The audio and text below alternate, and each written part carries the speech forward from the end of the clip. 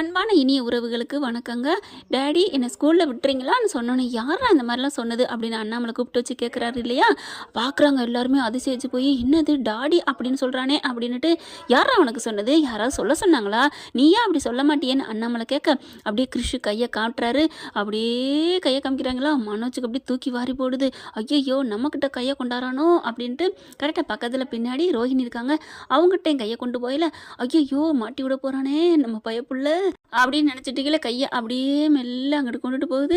அடுத்து பார்த்தா மீனா முத்து இருக்காங்க.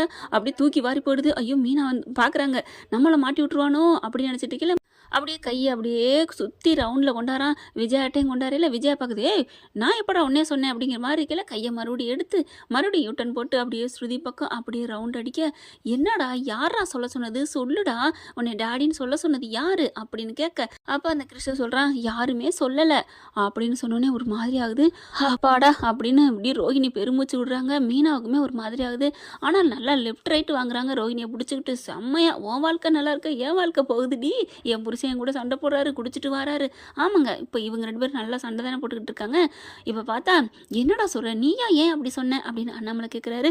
இல்லை எனக்கு என்னமோ தெரியல, எனக்கு எங்கள் அம்மா வந்தாங்க கனவுல, உனக்கு இந்த வீட்டில் இருக்கவங்க தான் உனக்கு எல்லாமே, இந்த வீட்டில் இருக்கவங்களே நீ உனக்கு எப்படி சாப்பாடெலாம் ஊட்டி விட்றாரு, எல்லாம் உனக்கு பண்ணுறாங்க, உன்னை ஸ்கூல்லலாம் கொண்டு போய் விடுறாரு, அவரை நீ இனிமேல் அப்பான்னு நினச்சிக்கோ, அவர் உனக்கு தெய்வம் மாதிரி, எல்லாரையும் நல்லா பார்த்துக்கோ அப்படின்னா நான் அப்பான்னு கூப்பிடலாமான்னு நான் கனவுல கேட்டேன், கூப்பிட்டுக்கோ அப்படின்னு சொன்னாங்க. அதுதான் எனக்கா தோணுச்சு, எனக்கு ரொம்ப பிடிச்சிருக்கு மனோஜங்களை. இல்லை இல்லை நான் அவங்கள இனிமேல் டேடின்னு தான் கூப்பிட போகிறேன், எங்கள் ஸ்கூலில் எல்லாருமே அப்பாவை டேடின்னு தான் கூப்பிடணும்னு சொன்னாங்களா, அதனால் நானே டாடின்னு கூப்பிட்டேன். டாடி ரொம்ப நல்லவங்களா இருக்காங்க, டாடி மட்டும் இல்லை இந்த பாட்டியுமே ரொம்ப நல்லவங்களா இருக்காங்க, எனக்கு ரொம்ப பிடிச்சிருக்கா, அதனால தான் டாடின்னு சொன்னேன் அப்படின்னு சொன்னோன்னே, அப்பாடா அப்படின்னு தூக்கி வாரி போட்டுருச்சுங்க.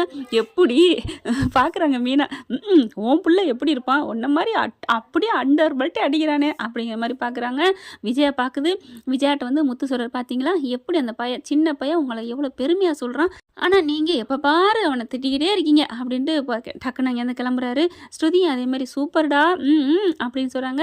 ஆனால் ஏமா எனக்கு இது பிடிக்காது அப்படிங்கிற மாதிரி பார்க்க, மனோஜ் இருந்துட்டு அப்படி பார்க்குறாங்களா ரோஹிணியை. ரோஹிணி பேசாமத்தே இருக்குது. ஆஹா கல்யாணி எப்போ வருவா எப்போ போவான்னு தெரியாதே, அதனால நம்ம ஒரு பொய்யை சொல்லிடுவோம். ஆமாடா நீ என்னை டாடினே கூப்பிட்டுக்கோ, வா நம்ம ஸ்கூலுக்கு போவோம் அப்படின்னு சொல்லி ஸ்கூலுக்கு கூட்டிகிட்டு போகிறாரு. என்னடா நடக்குதுங்கிற மாதிரி அப்படியே முத்து வாயை பொழந்துட்டு பார்க்குறாங்க. நம்ம 2 பேர் தான் அந்த பிள்ளையை கூப்பிட்டு வந்தோம், ஆனால் இவன் என்னடானா அவங்க 2 பேர்கிட்டையும் அட்டாச் ஆகிட்டானே, ஒட்டிக்கிட்டானே அப்படின்னு நினைக்கிறாரு. விஜயா மட்டும் நம்ம பிள்ளையை ஏற்றுக்க மாட்டேங்குது, இவளை என்னமாவது பண்ணணுமே அப்படின்னு ரோஹிணி பிளானை போட்டுகிட்டே இருக்காங்க. ஏன்னா மீனா வேற சீக்கிரம் சொல்லு அப்படிங்குதா. இப்போ மனோஜ் நல்லா ஏற்றுக்கிட்டாரு. ரொம்ப பாவமாக இருக்குல்லடி, நல்ல பிள்ளையாக தானே இருக்கிறான், நமக்கும் பிள்ளைகளும் இல்லை, இந்த முத்து மீனா மட்டும்தான் நல்ல பேர் எடுக்கணுமா என்ன, நம்மளும் தத்தெடுத்துட்டு நம்மளே வளர்த்துக்கோமா அப்படின்னு மனோஜ் சொன்னோன்னு சந்தோஷம் தாங்கலை ரோஹிணிக்கு. நிஜமாவ சொல்கிறீங்க? ஆமாம் ரோஹிணி, எனக்கு அவனை பிடிச்சி போச்சு, டாடின்னு கூப்பிடல, எவ்வளோ சந்தோஷமாக இருக்குது தெரியுமா, அந்த பையன் ரொம்ப நல்ல பையனாக இருக்கான்னு தெரியுமா, இந்த பிள்ளையெல்லாம் விட்டுட்டு எப்படித்தான் அவன் அம்மா பிரிஞ்சு போனாலோ போ அப்படின்னு சொல்லல, விடு மனோஜ், அவளுக்கு என்ன சூழ்நிலையோ அப்படின்னு தனக்கு தானே நினச்சிக்கிறாங்க. அடுத்து நீ எங்கள் அம்மா மட்டும் மனசு மாறிட்டா சந்தோஷம், இருங்க மாத்துறேன். இப்போ நீங்கள் எப்படி மனசு மாறினீங்க, கல்யாணி வந்து என்னை மிரட்டி எடுத்துட்டா, அதனால தான். யார் அந்த கல்யாணி, ஓ உனக்கு ஒன்றும் தெரியாதோ, ஒன்றும் இல்லை ரோஹிணி ஒன்றும் இல்லை அப்படிங்கிறாங்களா. எப்படியோ எங்கள் அம்மாவும் மனசு மாறிட்டா சந்தோஷம்தான் அப்படின்னு நினைக்கிறாங்க. எப்படியாவது அந்த பிள்ளையை நம்ம தத்து எடுத்துக்குவோம் அப்படிங்கிறாரு. அடுத்து ரோஹிணி வந்து மண்டையை போட்டு குழப்பிட்டு இருக்கு. மீனா மறுபடியும் வராங்க. ஆள் இல்லாத நேரம் கிச்சனில் பார்த்தா, என்ன எப்போ சொல்ல போகிற சொல்லு சீக்கிரம் அப்படிங்கிறாங்க. நான் என்ன பண்ணுறது, மனோஜ் வந்து ஃபுல்லாக ஏற்றுக்கிட்டாரு தெரியுமா மீனா, என்ன சொல்கிற அப்படின்னு கேட்க, ஆமாம் அப்படின்னு அங்கே நடந்ததெல்லாம் சொல்கிறாங்க. நிஜமாவா, ஆமாம் பிள்ளையை தத்து எடுத்துக்கலாமான்னு கேட்டுட்டாரு, அவனை ரொம்ப பிடிச்சி போச்சு மனோஜுக்கு, இது எல்லாத்துக்கும் நீங்கள் தான் காரணம் மீனா, தேங்க்யூ மீனான்னு கையை எடுத்து நன்றி சொல்ல, தேங்க்யூ சொல்லு, நீங்கள் எனக்கு ரொம்ப நல்லது பண்ணியிருக்கீங்க, நல்லது எங்கடி பண்ணேன், பாவத்தை பண்ணிக்கிட்டு இருக்கேன் அப்படிங்கிறாங்க. இப்போ அத்தை மட்டும் மனசு மாறிட்டா சந்தோஷம், மாமா பற்றி எதுவுமே சொல்ல தேவையில்லை, அவர் நல்லவர் தான் அப்படிங்கிறாங்க. எப்படி மனோஜை ஏமாற்றி பயங்கரமாக பேய் பயம் காமிச்சாங்களோ அதே மாதிரி ஏய் அப்படின்னு சொல்ல அப்படியே நடுங்கிருது விஜய். ஐயோ அப்படின்னு கத்த, வாயை பொத்து அப்படின்னு வாயை பொத்திடுது, குரலில் கையை வைக்கிது ரோஹிணி. பார்க்குது, என்னை விட்டுரு அப்படின்னு கத்த, என்னடி என்ன நினச்சிட்டு இருக்க, என்ன ரோஹிணி நான் உன் மாமியார், என்ன போய் வாடி போடின்னு சொல்கிற, யாருடி மாமியார், நீ எனக்கு மாமியாராடி, நீ மட்டும் எனக்கு மாமியாராக இருந்தால் உன் முதுகெலும்பை பொல பொலன்னு உதுத்து அப்படியே மாலையாக்கி என் கழுத்தில் போட்டிருப்பேன்டி, என்ன நினச்சிட்டு இருக்க?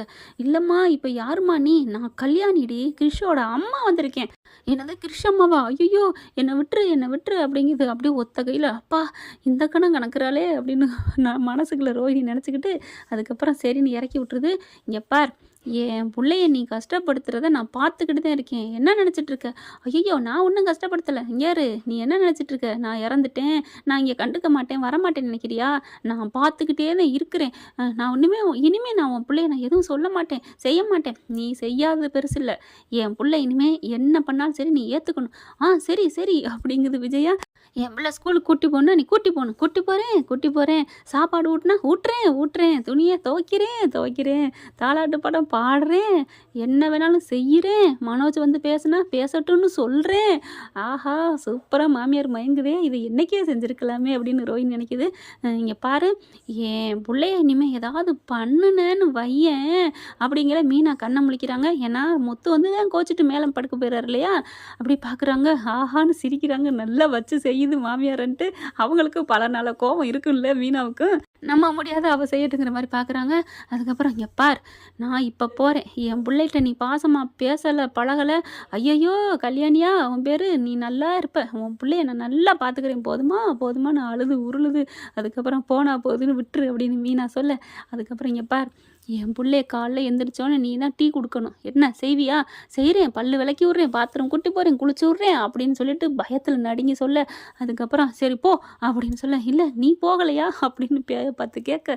நான் போவேன், நீ போ, ஒரு ரூம்குள்ள நீ போ அப்படின்னு சொன்னோன்னே பயந்துக்கிட்டே தண்ணி அப்படிங்குது. தண்ணி தான் அப்படின்னு கொடுத்தானே தண்ணியை வாங்கிட்டு ஓடிடுது விஜயா. அதுக்கப்புறம் பார்த்தீங்கன்னா போனதுக்கப்புறம் மீனாவும் ரோஹிணி கக்கன்னு சிரிக்குதுங்க. என்ன மீனா போதுமா அப்படின்னு கேட்க. போதும் நாளையிலேருந்து பையனையும் ஏற்றுக்குவாங்க. அதுக்கப்புறம் சொல்லிடுவியா இல்லையா? கரெக்டாக ஆரியா கூத்தினாலும் காரியத்தில் கண்ணா நிற்கிறாளே இந்த மீனா அப்படின்னுட்டு சரி நான் சொல்கிறேன். என் பேய் பயத்தில் என் பேச்சை கேட்குறாங்க. அடுத்து நான் சொல்லிட்டேனா அப்படிங்கிறாங்களே. அப்புறம் சொல்லாமல் இருப்பியா? இல்லை மீனா ப்ளீஸ் மீனா, இன்னும் மனோஜ் வந்து அம்மா எனக்கு அந்த பையன்தான் முக்கியம் அப்படின்னு உண்மை தெரிஞ்சாலும் சொல்கிற அளவுக்கு மாற்றிட்டு நான் சொல்லிடுறேன் மீனா ப்ளீஸ் மீனா அப்படின்னு கெஞ்சுறாங்க. அப்படி போனா போ அப்படிங்கிற மாதிரி போயிடுறாங்க. அதுக்கப்புறம் ரோஹிணிக்கு சந்தோஷம் தாங்கலை. விஜயாவை வச்சு செஞ்சுட்டாங்களா அட்டிக்கு நொறுக்குனது. ரொம்ப ஹாப்பியாக உள்ளுக்குள்ளே போகிறாங்க. பார்த்தா அப்பனும் மயனும் கட்டி பிடிச்சிட்டு படுக்கிற பார்த்துட்டு ரொம்ப தேங்க்ஸ் மீனா, நீ எனக்கு ரொம்ப நல்லது பண்ணிகிட்ருக்க. உனக்காக நான் சீக்கிரமே நான் உண்மையை சொல்கிறேன் அப்படின்னு ரோஹிணி நினைக்கிறாங்க. இவ்வளவு நல்லவங்களா இருக்கிற ரோஹிணிக்கு தண்டனை டைரக்டர் கொடுப்பாரா என்னங்க? நீங்கள் சொல்லிடுங்க கமெண்ட் பாக்ஸில். தண்டனை கொடுக்கலாமா வேணாமா அப்படிங்கிறத. இந்த பற்றி உங்களுக்கு பிடிச்சிருந்துச்சுன்னா அவங்க பொண்ணான கையில் ஒரு லைக்கை போட்டு சப்ஸ்கிரைப் பண்ணிடுங்க. Thank you friends. ரோஹிணி பண்ணுற தப்புக்கள்லாம் தண்டனை கிடைக்குமா கிடைக்காதா? ஏன்னா நல்லவங்களா காமிக்கிறாங்க இல்லையா? தண்டனை கிடைச்சா நாடகம் சூப்பராக இருக்கும். தண்டனை கிடைக்காட்டியும் நல்லா இருக்குமா அப்படிங்கிறத கமெண்ட்ஸில் சொல்லிடுங்க ஃப்ரெண்ட்ஸ்.